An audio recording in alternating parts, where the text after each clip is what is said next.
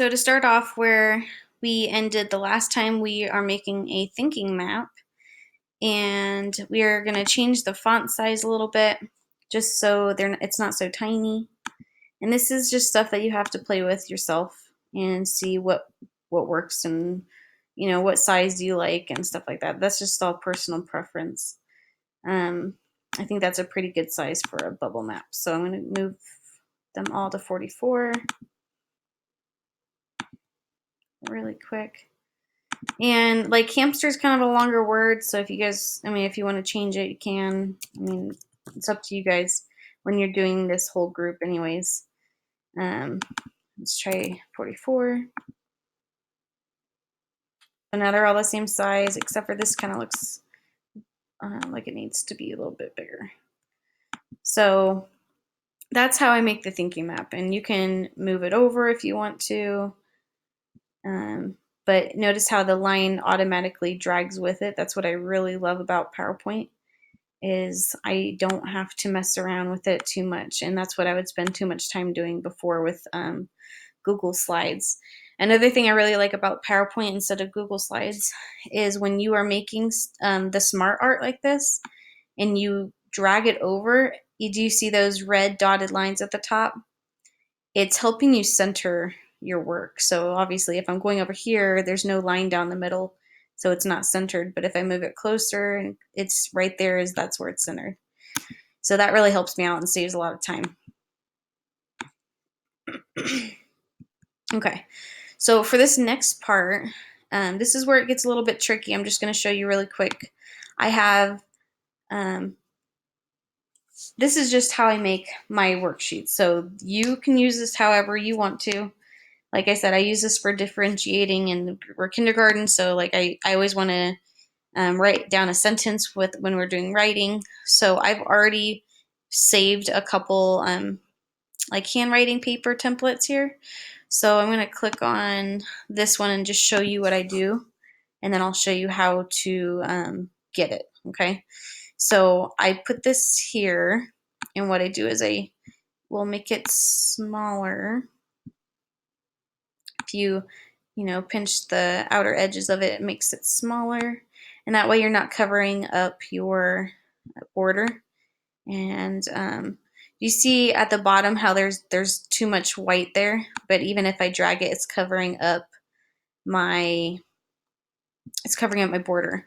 So what you need to do is make sure you're under picture format at the top and click on crop, and these little lines and corners will appear. If you click it and you drag it, it's going to crop it for you, meaning it's going to make that white go away. And that's what I really want, because it, if you don't, it just takes up space. So I'm going to make that smaller, and I'll probably end up having to delete it. And then when I want out of it, I just click on the outside box, and I'll bring it down, click and drag. And since it's still covering up my my bubble map, I'm going to click crop again. And I'm going to bring it all the way down, because even with first grade, you don't need that many lines. So like probably 3 lines is enough really to write a sentence for kindergarten. So I'm only going to use 3 of these margins, and I'm going to click out of it. And that's how I make my sentences. And I will show you how to do that. So what I do is I will minimize PowerPoint in order to get this, is what I'm referring to. If you ever want to do like the writing margins, I'm going to open up a new tab, and you can, what I think I do is I do primary handwriting margin.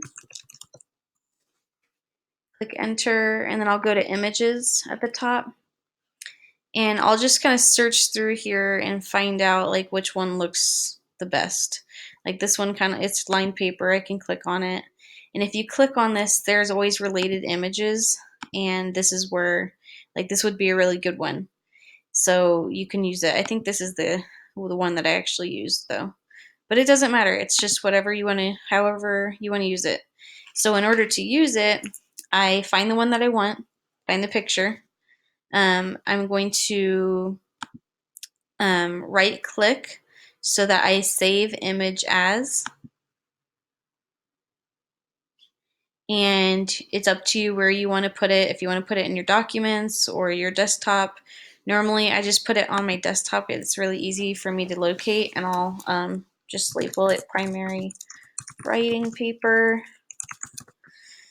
You can use it in the future if you want to, or if you want to, you could delete it when you're done. And I save it, and when you save it and you want to go back to PowerPoint and use it within your PowerPoint, you have to click Insert, Pictures, and because it's on my desktop on my computer, I'm going to click Picture from File. And then I saved it to my desktop. If you save it to anything else, you're going to go through here and click wherever it is, but mine's on my desktop. So I click on the one I saved, which was the primary writing paper, and click Insert. And then it appears here. And then you do the whole process over. Like I said, you crop it, making it bigger or smaller. And voila, that's how you do it. So I'm going to go ahead and delete that, since I just wanted to make sure you knew where I got the picture and how you can download it and save it as well. So right now this is what I would be done with.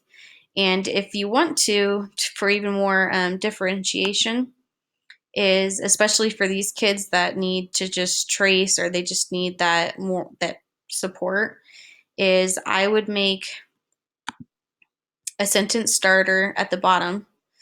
And to do that is you click Insert and click on your text box. This is where you also have to play around with it. Sometimes I have to do it line by line. Sometimes I can do it more than that, but I'm just going to do it line by line so that you can see that. I don't know where that went. Sorry. Let me drag it over. So click and drag. Okay. So because I'm making a worksheet on an opinion piece, what is your favorite pet? I would say I would want my students to put down my favorite pet is, and what I would do, I already made my text box so you can start writing like this. I'm going to write my favorite pet is blank. And you can even put the line, or you don't have to put the line at all if you don't want to. Period. And obviously that's too tiny. For my kids that really need that support, I'm going to make that dotted line. It's too tiny, so you're going to change the font size up at the top, just like we did before, and just play around with it. This is what it's kind of time consuming because you have to figure out like where, if it fits in the margins or not, or how picky you want to be with it. I'm kind of picky.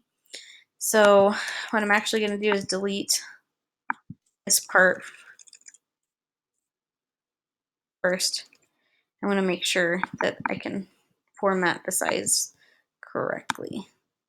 So you might want to make it bigger. And what I'm looking for, and as a kindergarten teacher, because I teach headline to footline, and then that dotted line in the middle is the waistline, I'm trying to match it up perfectly for my kids so that you are modeling exactly how it's supposed to look. And I think this is pretty close. You just have to play around with it, like I said. So my lowercase letters are starting at that waistline, and my uppercase letters, or the tall lowercase letters, they're all going all the way up to the top. So I think that's pretty good.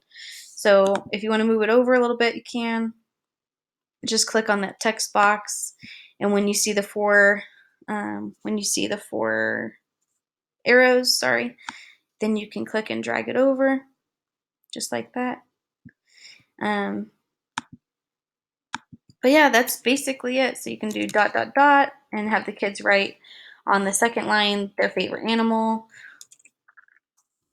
or you can expand it, or if you want to draw the line for them, that's okay too. But that's really all that I do.